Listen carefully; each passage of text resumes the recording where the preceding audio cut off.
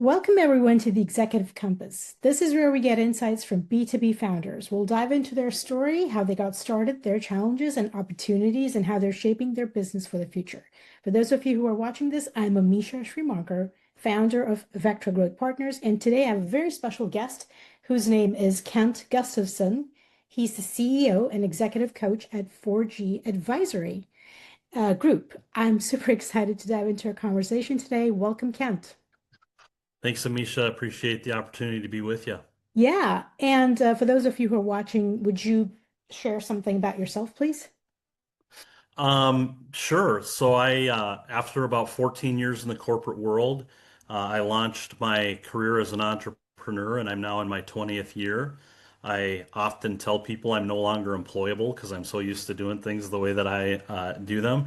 But yeah, I've built multiple companies over the last 20 years. The original company that I started is still going strong.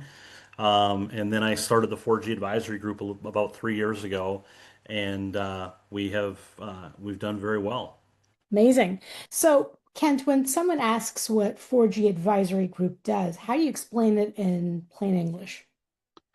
Yeah, first of all, we are a collective of strategic advisors and executive level coaches, and we work directly with businesses to help them really address the three core areas of business, which is how can we uncover new revenue streams? How can we make our operations more efficient? And then how can we do those two things well together and increase profitability?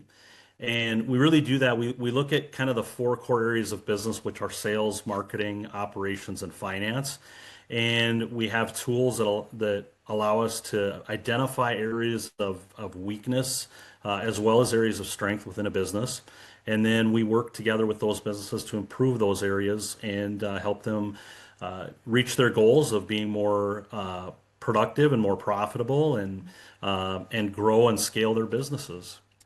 Yeah. And what kinds of businesses tend to need your support the most? Is it a particular industry? Are you open to working with any industry? Well, Yeah, I would say we're very open in terms of industry. Our we work typically with businesses that are 1 million a year in revenue up to 20 million. We do have some clients that are larger than that, yeah. but that's kind of our sweet spot. And while we're not industry specific, we do, I would say, do very well with service-based businesses. Mhm. We find that there's usually a lot of waste that we can identify. Having built service-based businesses, I know firsthand, you start by doing every job there is, right? Yeah. I remember when I started my first company, my wife said, "Hey, I'm married to the president of the company," and I said, "Well, that's true, but I'm also the janitor." So, you gotta keep that in check, Yeah. right? So when you start a small business, you wear all the hats, and what happens is that you learn how to do things, but it doesn't mean that the way you're doing them is the most efficient or effective, but it's what you know. Yeah. And then years later, you've got this business, and then somebody else comes along and looks at it, through an outside lens and is able to identify some things that you could do to improve your business. And that's really the role that we play. We deal with businesses who are looking to scale and perhaps lack the infrastructure to do that, or they're growing and don't really know how to manage the growth, Mhm. or they want to grow and aren't sure how to do it. All of those are challenges that we deal with every day, and those are the fun things for us to work through.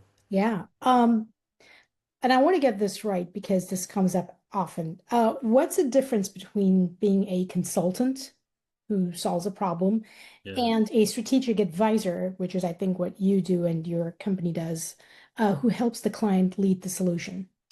Yeah, a great question. And I think a lot of times, Amisha, people will use that consultant or advisor or executive coach almost interchangeably. Oh, And I believe there is a big difference between a consultant and a coach or a strategic advisor. and I can say that because I built a consulting business, and with a consultant, you are identifying a problem or problems in a business, and then you're telling the business owner, here's how I'm going to solve your problem, and it's going to take me X amount of time, and here's what I'm going to bill you to do that. And if everybody agrees, then you roll up your sleeves and you go to work. Yeah. Um, let's say it's a let's say it's a 100 hour engagement that you're signing with that client. It might pay you really, really well for the 100 hours that you devote to that client, but it's still an hourly rate. Even if it's a high hourly rate, it still breaks down to an hourly rate. And you are the one that is doing the heavy lifting and solving the problem. Yeah. When it comes to the strategic advisory work and the executive level coaching, that is where you're still identifying problems and you're introducing solutions, but you're not the integrator or the implementer of those solutions. And when you get into the higher level strategic advisory, the problems that you identify and the solutions that you introduce, uh, the the payback for that is typically more significant than what you would do as a consultant Mhm. because you're really unlocking a lot more revenue for the client and a lot more profitability. And so what you're really offering to that client is an outcome, and that outcome has a value. And if the value of that outcome, as long as that is less than what they're going to gain in terms of monetary value, it makes sense for the client to move forward with that. Mhm. I often draw the analogy that if you and I go to the lake and I catch some fish, right? We can go back and we can grill the fish and we can have supper Yeah. or dinner. But if I teach you how to fish, you don't need me after a while. You can go catch your own fish and you can do Yeah. that over and over again. And that's really what a strategic advisor and executive level coach is meant to do is to teach the business owner how to eventually function without them, Yeah. and still get the same results. Now, in my experience, when you get results for a business owner, they really want to continue that relationship Mhm. because, hey, if you can solve this problem, I bet you can solve that one and on and on. And, the other thing I think that they really value, and I want to make sure that we touch on this, Amisha, because I think it's so important. I think that the clients that we work with, and I don't doubt that this is true for other advisors, they value the accountability that we provide as much or more than any of the solutions that we introduce. They feel like they have somebody that is not only is holding them accountable, but is working in partnership with them for with the best interests of the business in mind. Yeah. Yeah. No, well said. I really like that.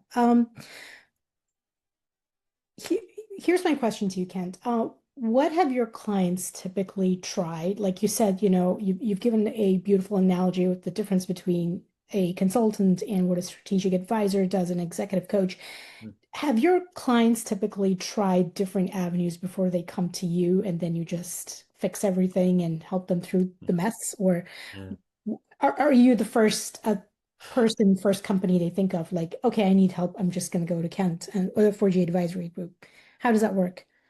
I would say that that's a little bit of a mixed bag. Yeah. Sometimes we are dealing with people that they realize early on that they need help and they've heard of us or they were introduced to us, and so they come to us and make that decision to try to get it right from the get-go.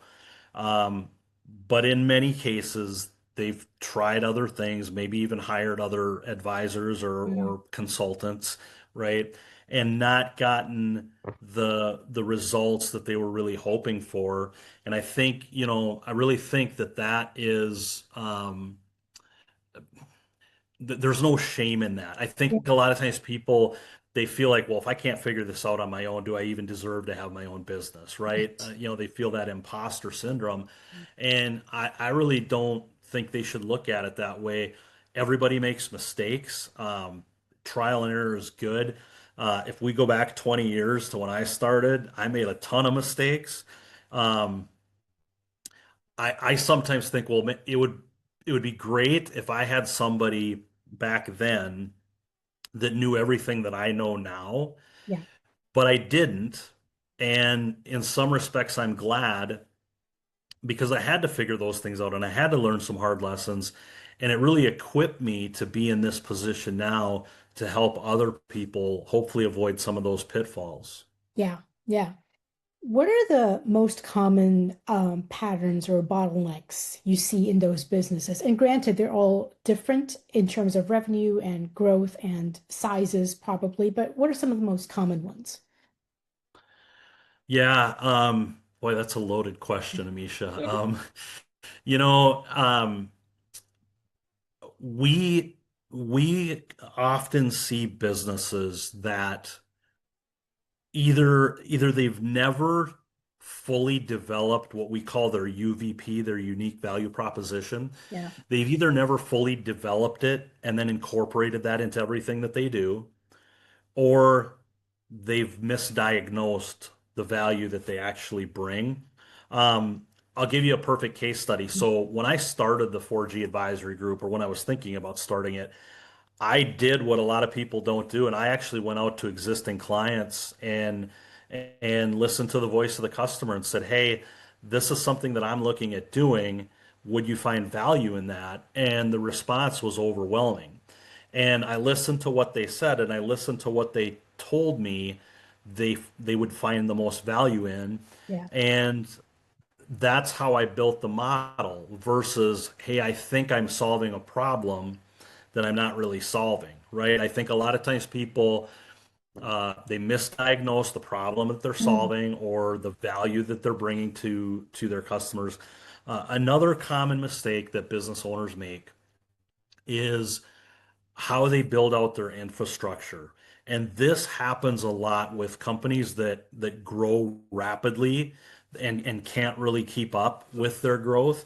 Their infrastructure is either non-existent or it's completely out of whack. And they oftentimes don't have the right people on the bus, or if they do have the right people on the bus, they're not sitting in the right seats. Mhm. I think that's a very, very common mistake. Yeah. And then I think the third thing that I would look to is there are a lot of businesses, even businesses that have had success, that don't fully understand their financials. Mm. And because they don't understand their financials, they they really misidentify what story the financials are telling them, and that puts them in difficult positions where maybe they have cash flow issues, or they are not in a position to be aggressive in terms of pursuing opportunities. Yeah. And so, bringing clarity to business owners when it comes to their financials, I think is another big piece of the equation that we provide. Yeah. I want to know because, you help with solving so many problems, you, the partners that you work with in the company. What's your sweet spot? What excites you when you have a business, when you have a client, when you take on a client? Again, kind of a loaded question because there's not I don't ever want to be pigeonholed into I Yeah, just like this, but I'll give you just a couple of examples. sure. So, one of my clients, and I've had a long-term relationship with this client. I've worked with them in another capacity for 10, 12 years. Yeah. I started out with them almost 3 years ago on a 12-month engagement. When that 12 months was up, we didn't even discuss the contract. Hmm. We just kept going Wow. and have continued. I mean, we're in year three, and here's why. Mhm. What we've been doing to really uh a grow revenue, improve profitability, and really increase the valuation that the owners will be able to get when they sell the business. Um, we've basically doubled their valuation in 2.5 years. Amazing. And when you're talking about a business that's less than 5 million a year in revenue, to double their valuation, and it's not $100,000 a year business, right? I mean, Yeah, it's a multi-million-dollar a yeah. year business. To double their valuation in that period of time, um, that's a huge win for the business. Yeah. And it's extremely fulfilling and extremely rewarding for me to see that kind of result or that kind of output. A second situation, again, I'm going into year three with this client. Hmm. Never talked about the contract. We just kept going. Um, we took a business that before I started did about 3.9 million. We started working together and they finished that next year at 4.7. Mm. And this most recent year, they finished at almost 5.7. We have a goal this year of 7.5. And we'd like to, in the next 3 years, we'd like to get to 10 million. Well, their business was not positioned to get to 10 million. They had limitations in terms of infrastructure and project delivery. Um, we've introduced entirely new revenue production models for that business. And because of that, that goal of 10 million is not only realistic, I mean, it's viable. I think we're going to get there. Um, that gets me excited to get out of bed every morning. It's rewarding to do that kind of work and to see that kind of impact. And this is the silver lining that they don't always tell you is going to come as a part of this. Um, I become very emotionally involved with my clients and I mean, they become my friends that I care about and that I want to see succeed. Well, then it's not just a transaction, right? It's people that actually care about each other working together for the common good. Do they pay me to do that? Of course they do. And I need them to because I have a Of family. course. But it's they know that I'm making decisions or advising them in ways that are best for them, because they know that I care about them and I want the best for them. Yeah. No, I love that. I want to switch tracks to talking about AI because how can we not, right? I mean, How can you not? right. So, and I know, Kent, because we've had this conversation before we were recording this, is that you are already using AI in the business through Yeah. your readiness diagnostics, some tools, proprietary tools you put in place. I believe maybe even Yeah. client platforms. Where has AI been most useful for the 4G advisory group so far? And where do you still hold still that that the human element needs to be involved. Obviously, client interactions is one thing, right? They're seeing the real Kent. They're not talking to a Kent AI bot or something. But Right. where else do you see that take a stand for the human and then obviously have a lot of AI in the business too? Yeah, so I think, AI is incredibly useful. I think you and I agree on that. It's it's also a great unknown because I mean, it's changing daily, right? And I think, and this is a mistake that I think small business owners are making right now. Mhm. They are looking at AI. If they're embracing AI, they're looking at AI and they're saying, how can I use AI to replace some people and save a bunch of money on payroll? Yeah. That is a huge mistake because as great as AI is and as many things it can do tactically, it can't replace the human element, right? There's human compassion, there's human emotion, there's human intellect and strategy, there's human accountability. Those things are very, very hard to replicate, right? With AI. I mean, is AI going to go out and put down plumbing for a new house or lay wiring? I mean, when you think about the trades, those are the types of jobs that we're a long ways away from AI touching those. What I think business owners should be doing is they should be valuing their quality people that they have, and they should say, what things can I get off their plate using AI so that I can redeploy those people to where I'm fully tapping their potential. If business owners took that approach versus, hey, I'm going to use AI to eliminate people in payroll, and said, no, I'm gonna use AI to liberate my people to where they can be the where they can bring the greatest bang for the buck, so to speak, for the company. I think that's the paradigm shift that some business owners need to make. And then you and I both know these people. You also have these business owners that they want to take the ostrich approach to AI and bury their head in the sand, right? It's if I pretend it's not there, it's not there.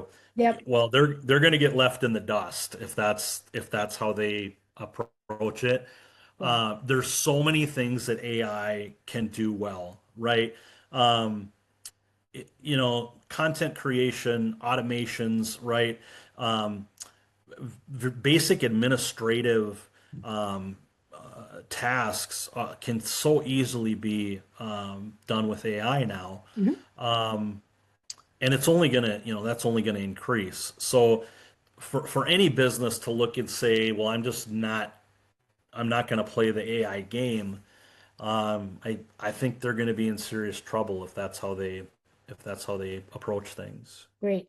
And on that note, what trends in AI, business strategy, or client expectations do you think will shape your industry most over the next few years, or even by the end of this year? Um, just in terms of like what business owners are going to be looking for or expecting. Yeah, sure. Well, and I think this is where you and I have a lot of common ground. Uh, there's business owners out there that they're going to shift their mindset and say, okay, AI is here. I gotta utilize it, but they don't want to figure it out on their own. Yeah, They want somebody like you or me to come in, help them understand it at a high level so that they do understand how it's going to work, but they need the people that understand how to implement AI solutions and streamline different processes and systems to actually do that work. They're not going to do the work, right? The business owners, they're not themselves going to become experts in AI. of course not. They're going to want to talk to people Yeah, who are experts in AI or who can at least advise them on an AI strategy and then bring in other resources. Me and my team, we're not AI experts and we don't want to be. We understand it and we use it and we will continue to use it. We're more focused on helping business owners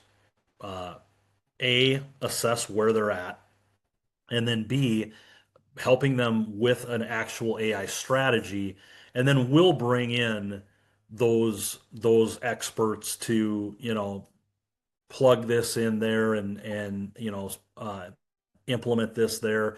That's how we're approaching it.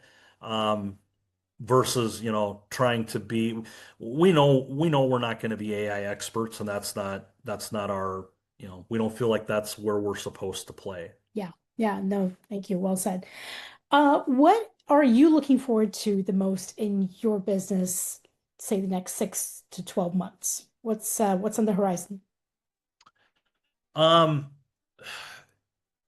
well, that's a really good question, Amisha. When I started the 4G Advisory Group and when I built out my coaching platform and my coaching framework, I did it so that I could help other businesses, right? What I didn't initially plan on was bringing in other coaches and other advisors as a part of my group to leverage the platform and the framework that I had built. But along the way, a couple of buddies came along and said, "Hey, what you're doing is really cool. Yeah, Could I do that too?" And that's where 4G Advisory went to 4G Advisory Group, right? And now we're approaching 10 coaches slash advisors on our team, and I'm hoping to be at 20 by the end of the year. So we're looking to bring in other independent advisors that want to do this kind of work and want to tap into our group and our platform to do it. It's fun to see other people. uh, take control of their own destiny, so to speak. Yeah. There's a lot of people that have been in corporate America. You were there, I was there, that they want their own thing, but they don't necessarily want to spend 200 grand on a franchise, Yeah. right? So what kind of a system or what kind of a platform is out there that's affordable for them to plug into? And that's really, what the 4G Advisory Group is really all about is giving people an affordable option to do this kind of work and make an impact with their clients. Yeah, amazing. Kent, this has been a very nice, lovely conversation, very effective. And I've learned so much, and I hope the audience has too. And thank you for sharing all your expertise and everything that you do for other businesses. And where can people find and connect with you online? They can go to 4gadvisorygroup.com. Feel free to reach out to me on LinkedIn, Okay. or you can email me, Kent at 4gadvisorygroup.com. Excellent. We will put all those links and thank you once again and have a wonderful afternoon. Thanks, Amisha. Appreciate you giving me the opportunity.